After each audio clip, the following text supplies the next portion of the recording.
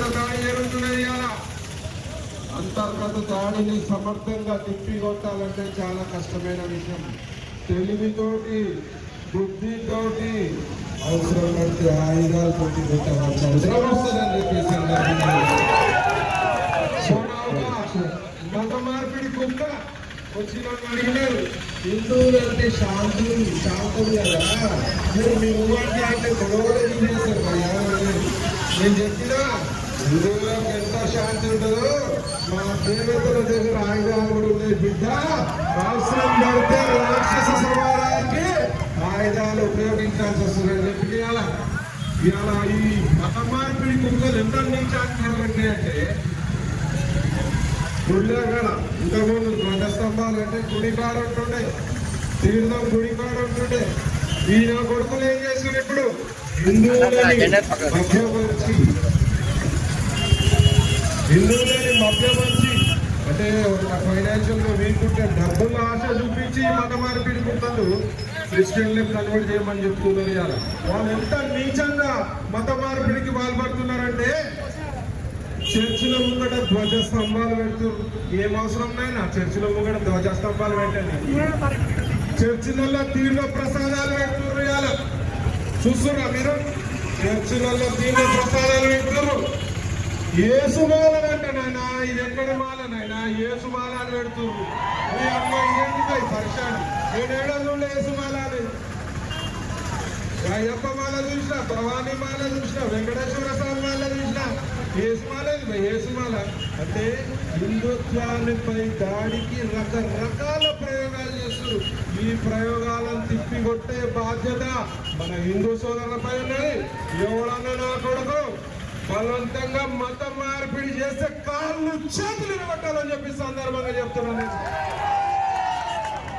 ఇవాళ గోవులని విపరీతంగా గోహత్యలు గత ప్రభుత్వం తెలుసు కదా, 10 ఏళ్లలో విపరీతమైన గోహత్యలు చేసేది. ఇవాళ ఏం చేసారు? ఇవాళ ఓడిపోయినాక పవర్ లేదు, హిందూ పవర్ ఉన్న రోజు హిందుత్వం గురించి మాట్లాడితే కేసులు పెట్టారు. పవర్ ఉన్న రోజు గోరక్షకులపై కేసులు పెట్టారు. పవర్ ఉన్న రోజు గుళ్ళ భూములు యథేచ్ఛగా గుళ్ళకు సంబంధించి 1000 ఎకరాల ఓవైసీ గారితో కలిపి కబ్జాలు చేసిరు. ఇవాళ పవర్ బీకేది కదా, ఇవాళ హిందూ సోదరులు ఇవాళకి వస్తారు. ఇవాళ వాళ్ళకి జై శ్రీరామ్ అని ఒక నాస్తిక కుక్క కేటీఆర్ గారు అనబట్టి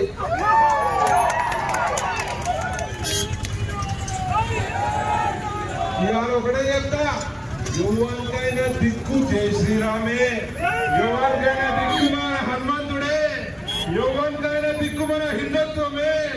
ఎవరైనా గుడికి రావాల్సిందే, పట్టుదడాల్సిందే, అప్పుడే మంచిగా ఉంటారు. లేకపోతే ఇవాళ ఏమైంది, లిక్కర్ రాని పోయి ఇవాళ జైల్లో కూర్చున్నది. ఇవాళ కేటీఆర్ ఏమైతుందో మతి భ్రమించుడు. కేటీఆర్ పెద్ద దేవుని నమ్మటం మీద కేసులు, విదేశాలకు మారిపోతారు. ఓవైసీ సంతానం ఫస్ట్ వైపు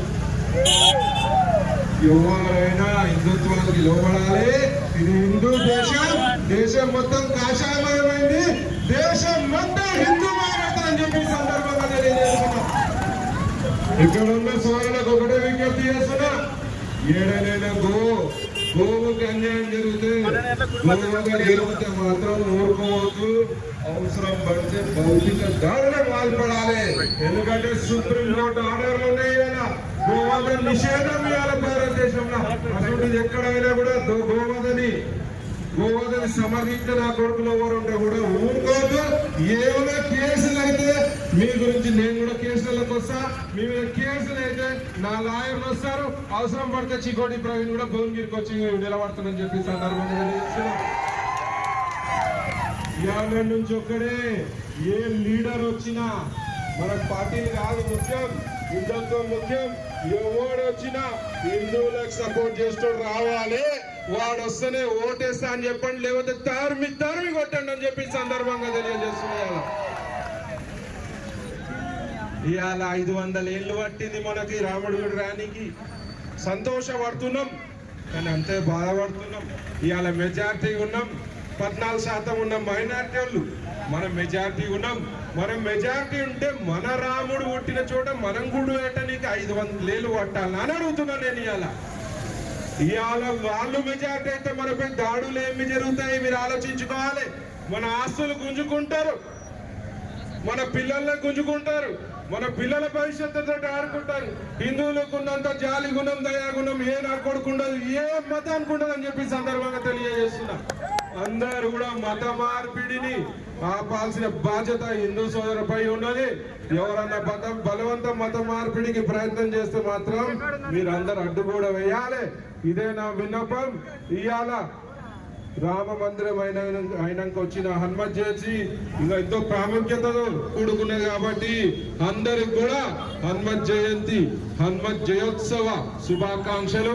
అందరూ కూడా హిందువులుగా ఉండాలి, హిందువులుగా పుట్టినాం, హిందువులుగానే చేస్తామని చెప్పి తెలియజేయాలి.